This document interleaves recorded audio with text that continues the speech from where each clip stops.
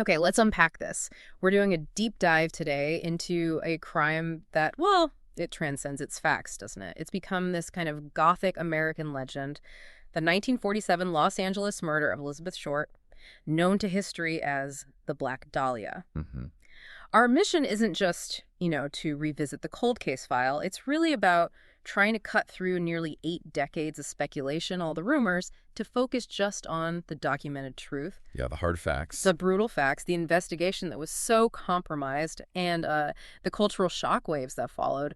We are going straight to the sources here. And the enduring power of this case is exactly why we need that kind of precision. I mean, the murder of Elizabeth Short wasn't just another homicide. It was really one of the first major crimes in post-World War II America to truly grab the national attention. Right. LA was changing then, too. Completely. Los Angeles was transitioning, from this relatively quiet, oil-rich town into a sprawling metropolis. And this really calculated act of violence became this terrifying symbol of, well, urban decay and those post-war anxieties. And still unsolved. It remains one of the oldest unsolved cases in Los Angeles County. It generated this staggering list, over 150 official suspects and hundreds more people confessing falsely over the years. That's the complexity we're navigating today. We have to sort through, the surgical details of the mutilation, the sheer scope of that media frenzy, which just torpedoed the police work from day one, didn't it? Oh, absolutely sabotaged it. And this constant, confusing web of conflicting theories, rumors, factual disputes. It's a lot. But before we dive into all the sensationalism, I think we need to ground ourselves in the life of the victim herself. Yes. Before she became the Black Dahlia, Elizabeth Short was a young woman, and she had a short, pretty turbulent history of Elizabeth Short. Okay, so Elizabeth Short, born July 29, 1924 in Boston, Massachusetts. Her early life back in New England was definitely fraught with emotional instability. It started with a significant trauma when she was just 6 years old. Right, that trauma centers on her father, Cleo Alvin Short Jr. In 1930, he lost his savings in the '29 stock market crash. And then, shortly after, his car was found abandoned near the Charlestown Bridge. Everyone just assumed he'd died by suicide in the Charles River. Exactly. And for 12 years, her mother, Phoebe, genuinely believed she was a widow. She had to pivot immediately, becoming the sole provider. She worked as a bookkeeper, trying to support her 5 young daughters. It's a huge shift. Oh, massive. This sudden change from a 2-parent household to one just defined by loss and struggle that absolutely shaped Elizabeth's early experiences. And beyond that family tragedy, Short also struggled physically, didn't she? She did. She suffered from severe asthma and chronic bronchitis. It got so bad it led to lung surgery when she was only 15. And this health crisis becomes really key to understanding her later movements. How sad. Well, doctors strongly recommended she relocate to a milder climate, to prevent more debilitating respiratory problems. Yeah. So this necessity meant she's spent the next few winters away from her family, staying with friends down in Miami, Florida. It's also during this period she dropped out of Medford High School, left during her sophomore year. So you can see her young adulthood was just constantly marked by displacement. First emotional, then geographical. That's a good way to put it. And then in 1942, that displacement takes a really bizarre turn. After more than a decade of mourning him, her mother receives an apology letter. From the father? From Cleo Short Jr. He was alive. He'd simply walked away from his life back in 1930 and was now living out in California. Wow. That's incredible. I mean, just imagine getting that letter. Right. So Elizabeth, who's 18 by then, decides to take advantage of the doctor's recommendation and this chance to reconnect. She moves west in late 1942 to Vallejo, California, to live with the father she hadn't seen since she was 6. But that reunion didn't last long, based on the sources. Extraordinarily brief. Arguments apparently started almost immediately. Yeah. She moved out by January 1943. So, no, she never found any lasting stability with him. Her time in California, she was holding down various small jobs, right? I think she worked briefly at the Base Exchange at Camp Cook. That's right. But a really key event happens in September 1943. She gets arrested in Santa Barbara for underage drinking. And this is crucial, isn't it, for the later investigation? Absolutely crucial. Here's where this small, forgotten bureaucratic step becomes the absolute linchpin of the entire investigation years later. Her fingerprints were taken when she was arrested. So when her body was found in 47? Those old prints were the tool, the crucial tool that allowed investigators to identify her quickly. Without them, it might have taken much longer. The media storm might have started differently. It's a critical detail. During her various moves, she certainly developed connections to military personnel. That was pretty common during the wartime years. Very common. While she was back in Florida for a time, she met Major Matthew Michael Gordon Jr. He was an Army Air Force officer. And they got engaged. Sources indicate they became engaged via letters while he was recovering from injuries. He'd crashed a plane while stationed over in India. But tragedy struck again. It's almost a pattern. It really is. It mirrors that earlier trauma with her father disappearing. Major Gordon died in a second plane crash in August 1945. So twice, a significant male figure in her life just suddenly catastrophically removed. Yeah. Fast forward to July 1946, Short relocates back to Los Angeles. Ostensibly, she was visiting an acquaintance, a Lieutenant Joseph Gordon Fickling, who was stationed down in Long Beach. And she spent her final 6 months in Southern California. That's right. Typically working as a waitress, renting a room behind the Florentine Gardens nightclub. Now, Hollywood lore often paints her as an aspiring actress, right? Yeah, you hear that all the time. But the sources are really clear on this. She had no known acting jobs. No credits to her name. That aspiring actress label seems to have been largely retrofitted by the press later on to fit a more dramatic narrative. Okay, so that takes us right up to the end, the missing week. Exactly. The last confirmed reliable sighting of Elizabeth Short was January 9th, 1947. She'd been staying with a 25-year-old married salesman, Robert Red Manley. He stated he dropped her off at the Biltmore Hotel, downtown L.A. And there were some accounts of her being seen there. Some accounts suggest Biltmore staff saw her using a lobby phone, maybe waiting for a ride or trying to connect with someone. It's a bit hazy. She was also allegedly seen shortly after that at the Crown Grill Cocktail Lounge. That's nearby, isn't it? Yeah, less than half a mile from the Biltmore. But after that point, January 9th, she essentially vanishes. Her whereabouts until her body is discovered 6 days later, on January 15th, it's a complete void, a blank space in the investigation. And investigators tried to fill that gap. Oh, they spent immense resources trying to confirm or rule out the dozens, maybe hundreds of alleged sightings that flooded in after the murder became public. But the reality is those 6 days, January 9th to 15th, remain the most opaque, the most frustrating part of the timeline. And crucially, it means the killer, whoever it was, had nearly a week of uninterrupted access to her. Precisely. Discovery and autopsy details. The moment of discovery, then. January 15th, 1947. This is what turns the case from, maybe, a local missing persons inquiry into a national obsession, really. A mother, Betty Bersinger, she's walking with her child and finds Short's body in a vacant lot. This is in Leimert Park, Los Angeles. And the scene itself, it spoke volumes about the killer's methodical intent. The body was naked, severely mutilated, and deliberately posed, just staged in this shockingly graphic manner. But the central forensic detail that horrified everyone and baffled investigators was the bisection. Let's talk about that bisection, because it really is the most clinical, maybe the most disturbing piece of evidence we have about the killer's potential skill set. It is. The body had been completely severed at the waist, right between the second and third lumbar vertebrae. Medically, that procedure is known as hemicorporectomy. Hemicorporectomy, that sounds specialized. It is critical. This wasn't some crude hack job. A hemicorporectomy is a highly specific surgical procedure. It demands profound anatomical knowledge, precision, and the use of professional sharp instruments to cut through flesh, nerves, cartilage without excessive tearing or damage. So finding this procedure performed post-mortem suggests, what about the killer?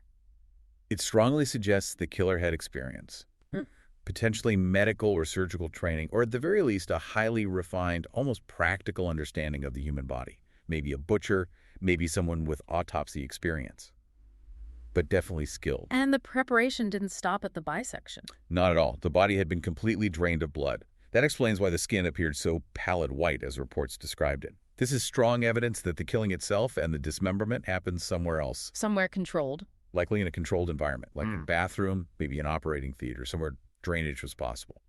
The killer then washed the body thoroughly before dumping it in that vacant lot. And the staging, the posing. Intentional. Theatrical, even. Her hands were positioned over her head, elbows bent, her legs were spread apart, and crucially, her intestines were neatly tucked beneath her buttocks. This wasn't a random discard. It was a deliberate presentation. To the public, to the police. Both, probably. Intended to maximize shock and perhaps communicate something about the killer's psychology, their sense of power or control. The official autopsy was performed the next day, January 16th. Dr. Frederick Newbar, the LA County coroner, What did the autopsy definitively establish as the cause of death?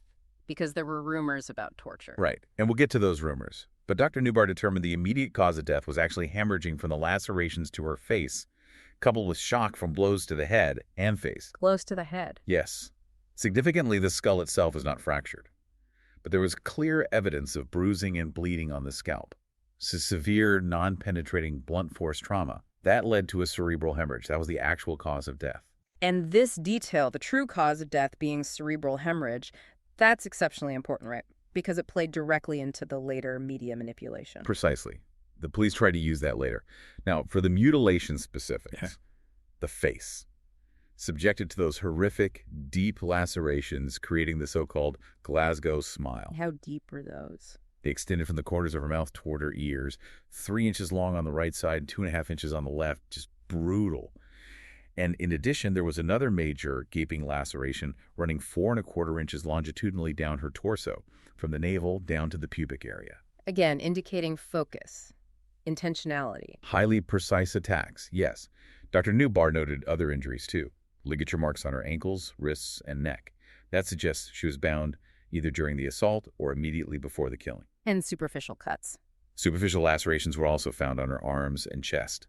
Less severe, maybe hesitant, maybe part of the process of subduing her. What about the timing of the bisection itself? The finding regarding the bisection was also key. The autopsy report notes very little bruising around the cut. That strongly indicated the hemicorporectomy was performed post-mortem, after she had already died from the head and face injuries. Okay. The autopsy report also tried to address the inevitable questions around sexual assault and her personal history, didn't it? Yes. The anal canal was noted as being dilated 1.75 inches, which did suggest possible rape. However, while samples were taken, they tested negative for sperm. So no definitive proof of sexual assault in that sense. And it also addressed the pregnancy rumors. It did. The autopsy definitively confirmed one point that was almost immediately swallowed by rumors. Elizabeth Short was not pregnant and had never been pregnant. This specific detail got lost almost instantly in the media frenzy that followed. Media circus and sabotaged investigation. Okay, so here's where this case really pivots. It transitions from being a horrific homicide investigation into, well, a case study in journalistic malpractice, basically, and its profound effect on law enforcement. Elizabeth Short was identified pretty quickly because of those 1943 fingerprints. Right. But once the media got her name, all hell just broke loose. Yeah, it's impossible to overstate the recklessness of the press back then, particularly William Randolph Hearst's papers. The moment they had the victim's identity, the race for an exclusive was on. A team of reporters from the Los Angeles Examiner, led by Wayne Sutton and Jim Murray, managed to track down Short's mother, Phoebe, back in Boston. And the method they used to get details, it's just jaw-droppingly unethical even reading about it today. It really is. Sutton intentionally deceived Phoebe Short, told her that her daughter had won a beauty contest in Los Angeles, just completely fabricated. To get what? Personal details? Photos? Exactly. To extract personal details, biographical history, family photographs, all before dropping the bomb that her daughter was actually dead, brutally murdered. And the deceit didn't stop there, did it? No. Jim Murray, one of the reporters involved, admitted decades later he was still appalled by the tactic they used. Then, to protect their scoop, the Examiner offered to pay for Phoebe's travel out to L.A. Which sounds helpful, but... But they essentially sequestered her when she arrived. They kept her away from the police. And, critically, away from rival reporters. Yeah. Preventing her from sharing details that might have actually aided the official investigation or given other papers a competitive edge. They prioritized the story over everything. Over the sanctity of the investigation, over the welfare of a grieving mother, yes. How profoundly did that action right at the very start poison the well for the police? They were already dealing with this enormous public pressure cooker. It fundamentally compromised the early stages. I mean, think about it. The police needed a clear channel to manage evidence, witness information. But the media's intense competition immediately introduced misinformation, sensationalism, conflicting accounts. And then they fueled the narrative further by assigning her that nickname. The name Black Dahlia stuck almost immediately. It did. It's often attributed, as you know, to wordplay on the 1946 film noir, The Blue Dahlia. Right. And the media narrative circulated rumors that the nickname came from her supposed preference for wearing black clothes. But the Hearst papers, already spinning this lurid tale, they portrayed Short as an adventuress, someone who prowled Hollywood Boulevard, essentially trying to justify the horrific violence by smearing the victim's reputation, making her seem like she somehow deserved it. Disgusting. Did other papers try different names? Yeah, the Herald Express initially tried to dub it the werewolf murder. But Black Dahlia just had that ring to it, I guess. It took hold. The sensationalism became so extreme, it actually started to actively interfere with police strategy itself. This is where we see the police kind of trying to fight fire with fire, right? Using the press's hunger against the killer, potentially. Exactly. The police strategy was to actively allow certain false reports to circulate in the media. Things like she had been tortured for hours or had cigarette burns on her body. Things the autopsy didn't actually support. Why? What was the goal there? They did this strategically to conceal the true cause of death, that cerebral hemorrhage we talked about, from the general public.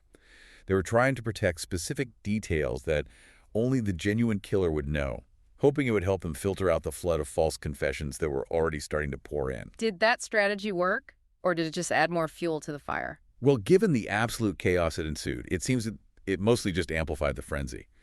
And the killer, or at least someone pretending to be the killer, seemed to be enjoying the attention immensely.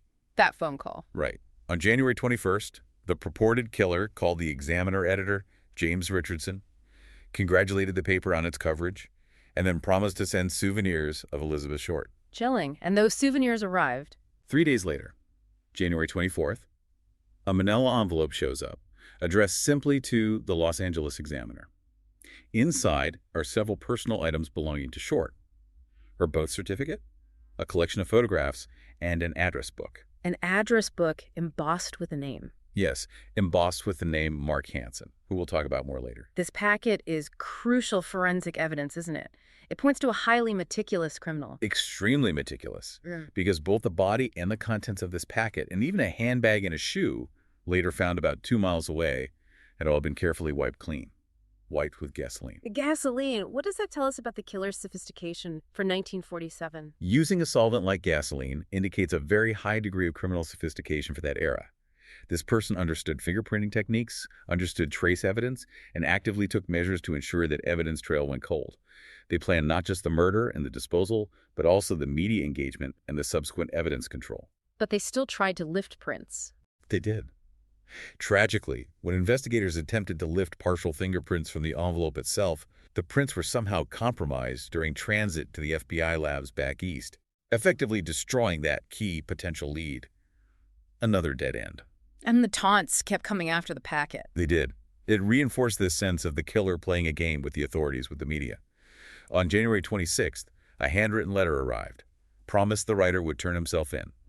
Signed it, Black Dahlia Avenger. But he didn't turn himself in. No. Instead, a bit later, another letter arrived. This one was different, made from cut and pasted words from newspapers, like a classic ransom note style. It said, quote, "Have changed my mind. You would not give me a square deal. Dahlia killing was justified." Justified. Wow. The sheer volume of coverage must have been overwhelming. Unbelievable. The Examiner ran the murder as front-page news for 35 consecutive days. It turned the investigation into an absolute circus. The initial lead detectives, including a Sergeant Finis Brown, eventually and very openly blamed the press for compromising the entire investigation. Through their constant probing, their sensational reporting, leaking half-verified details, it was chaos. Suspects, conflicts, and related cases. The initial police response, though, despite the media chaos, was immense. It really shows the immediate political and public pressure this case generated. We're talking, what, 750 investigators initially working the case? That's the number often cited, yeah.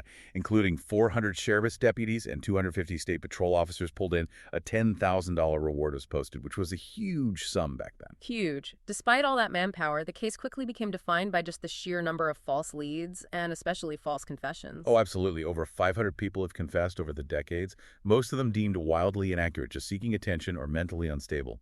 Sorting the wheat from the chaff was a nightmare. So let's zero in on the key persons of interest. The ones who were seriously examined or had direct contact with Short just before she died.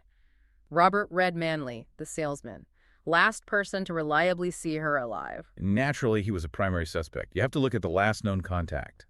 However, he was cleared after passing multiple polygraph examinations, lie detector tests. Okay. The second major early suspect was Mark Hansen, the wealthy nightclub owner. His embossed address book was in that packet the killer sent to the examiner. Right. Hansen had a known connection to Short. She had stayed at his home for a time with some other women, and there was testimony from a roommate suggesting Short had recently rejected Hansen's sexual advances. So a potential motive there, rejection. Potentially. It suggests a possible motive rooted in rejection. And despite that strong circumstantial evidence of the address book, which really implies the killer knew Short personally, or at least had access to her belongings, Hansen was ultimately cleared by investigators. Too quickly, perhaps. Some argue that. Some historians and researchers definitely suggest he might have been cleared too quickly, yeah, given the address book connection. Now, the most enduring theory, certainly the most structurally argued one in modern cold case analysis, centers on Dr. George Hodel, a prominent physician in Los Angeles at the time.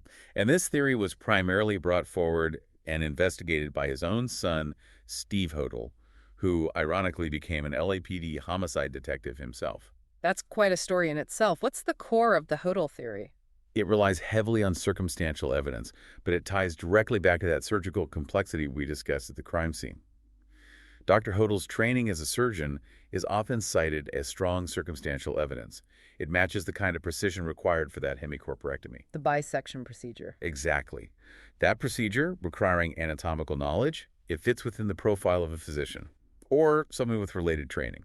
And there's more concrete evidence related to Hodel, isn't there, from a later investigation? What's fascinating here is the evidence that emerged from the 1949 grand jury investigation. By then, the LAPD was under immense pressure for its failure to solve not just the Dahlia case, but numerous other homicides of women. So the grand jury looked into police failures. Yes, and that investigation led them to wiretap George Hodel's home. They suspected him. And the transcript from that wiretap, it's pretty chilling. It's perhaps the most chilling piece of, let's say, non-confessional evidence connected to the entire case. Investigators recorded Hodel talking to an unidentified visitor. And he says, quote, "Supposing I did kill the Black Dahlia. They couldn't prove it now. They can't talk to my secretary because she's dead." His secretary died, too. Yes, he continues, "They thought there was something fishy. Anyway, now they may have figured it out, killed her. Maybe it did kill my secretary." Wow. So that quote suggests Hodel was aware he was potentially a suspect in two homicides. Elizabeth Short's murder and the death of his secretary, Ruth Spaulding, who died under suspicious circumstances in 1945. Exactly. It places immense weight on the theory. Now, it's not a direct confession, obviously. It's hypothetical, supposing I did. But it shows this remarkable awareness, this contemplation of the accusations against him regarding both deaths. Okay, if we connect this to the bigger picture, the investigation also seriously considered the possibility of a serial killer, right? That the Dahlia murder wasn't a standalone incident. Definitely. That it might be part of a wider, terrifying pattern of violence against young women in that post-war era. Some crime authors, and even some original police detectives like Peter Merylo, they suspected a link to the horrifying Cleveland torso murders. Those happened earlier, 1934 to 1938. The victims there were often dismembered, sometimes drained of blood, decapitated. Very brutal. Did the original LAPD look into that connection? They apparently discounted that link back in 1947. Perhaps they were focusing too narrowly on local suspects, people known to Short. However, later independent investigations have re-examined a former suspect from the Cleveland torso murders, a man named Jack Anderson Wilson, who actually had ties to Los Angeles later on. It suggests the possibility, at least, of a transient, highly organized killer operating in multiple cities. And there was another potential connection pushed by someone high up in LAPD itself. Yes, Captain Donahoe. He publicly stated his belief that the Dahlia murder was linked to the 1946 murder and dismemberment of a 6-year-old girl, Suzanne Degnan, in Chicago. That case was widely known as the Lipstick Murders. Why the link? What was the evidence there? The evidence cited was striking. Handwriting analysis.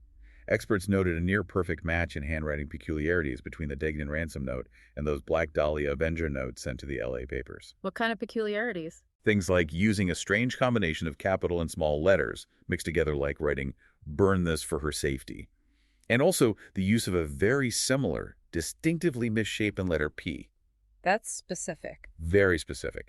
And if that wasn't enough, there was this bizarre geographical coincidence that Donahoe pointed out.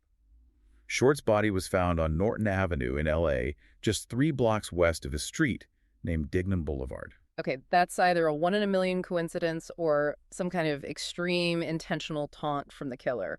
using an internal reference almost. He certainly adds another layer of weirdness. Yeah. The Short case was also grouped more broadly under this frightening umbrella term the press and police used, the lone woman murders, which plagued LA roughly between 1943 and 1949. What did that encompass? This grouping included over a dozen unsolved homicides of young, often attractive women in Los Angeles. Many involved sexual assault and mutilation. This pattern of failure, the string of unsolved brutal crimes, led directly to the formation of that 1949 grand jury investigation we mentioned. The one that wiretapped Hodel. Exactly. The jury was specifically tasked with scrutinizing why the LAPD had failed so spectacularly to solve so many of these high-profile, brutal crimes over that 6-year period. And to understand the immediate, chilling aftermath of the Dahlia case specifically, we only have to look at what happened less than a month later, the murder of Jean French. Right. February 1947.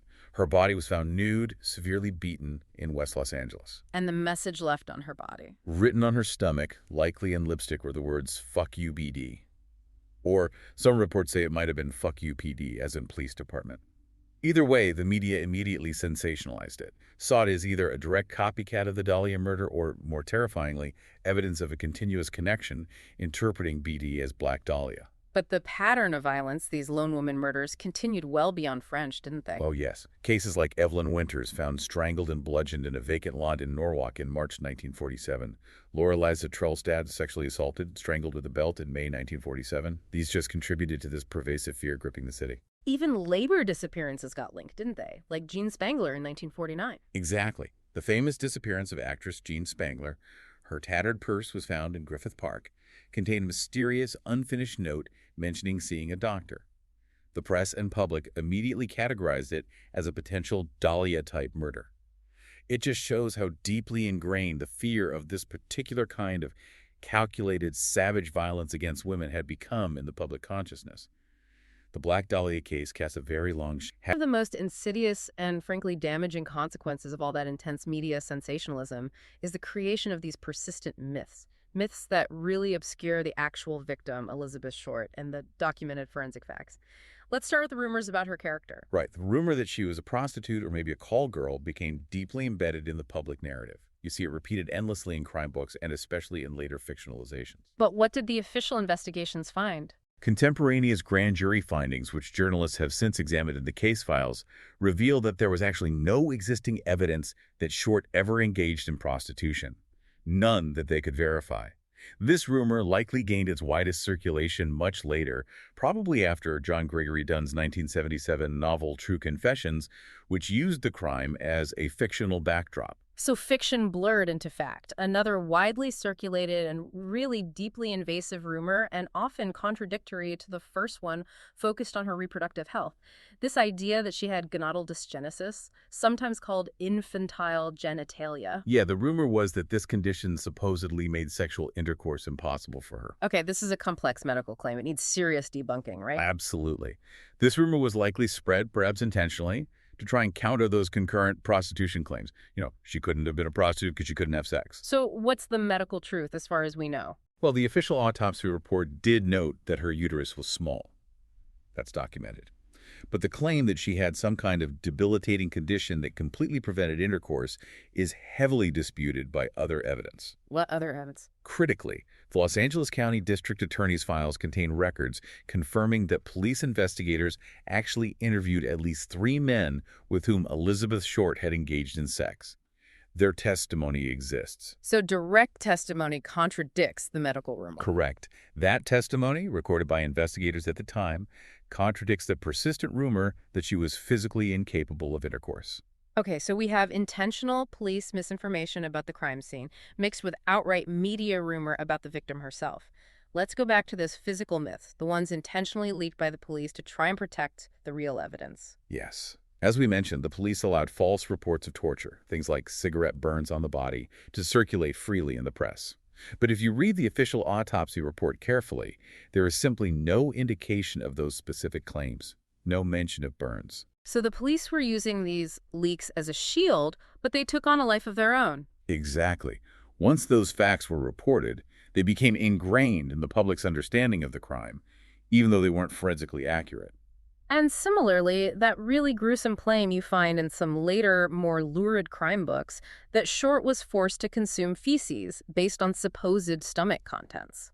That has been widely refuted by serious journalists who've actually examined the original DA files.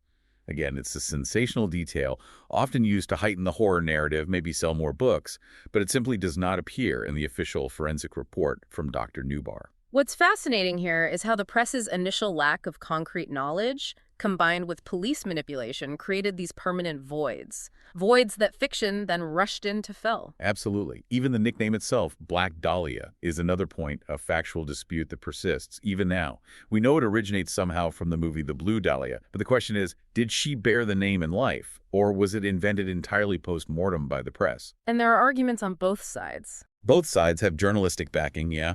Some official district attorney's reports state quite definitively that the name was invented by newspaper reporters covering the murder. Just made up for headlines. But others disagree.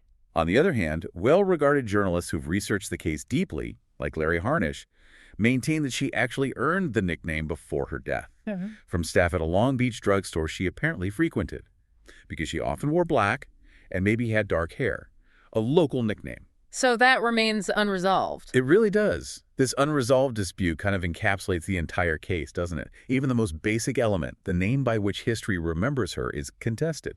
But regardless of its true origin, the media amplification took a potentially benign local nickname, if it existed, and turned it into this international Gothic label, forever overshadowing Elizabeth Short, the actual person. And I think that's the core issue. The reality is that the fictionalized narrative of the Black Dahlia, the tragic, beautiful, mysterious Hollywood adventuress, is often far more compelling to the public than the documented facts. The facts of a young woman struggling with serious health issues, family trauma, instability, who was murdered by a very methodical, likely skilled, and incredibly brutal killer. That story gets lost. Thoughts? It does. But while the murder itself remains unsolved, its immense publicity did have these profound, if maybe unintended, consequences, particularly for law enforcement legislation in California. How so? Well, within just 2 weeks of the body being discovered, the shock and public fear surrounding the case prompted C. Don Field, who was a Republican state assemblyman at the time, to introduce a specific bill. And this was the bill related to sex offenders. This was the bill that led directly to the formation of the first mandatory sex offender registry in California. It was passed later in 1947. So this specific tragedy, this specific wave of fear, directly accelerated crucial public safety policy. It shows the political shockwaves were immediate and long-lasting. And the cultural endurance is undeniable too, isn't it?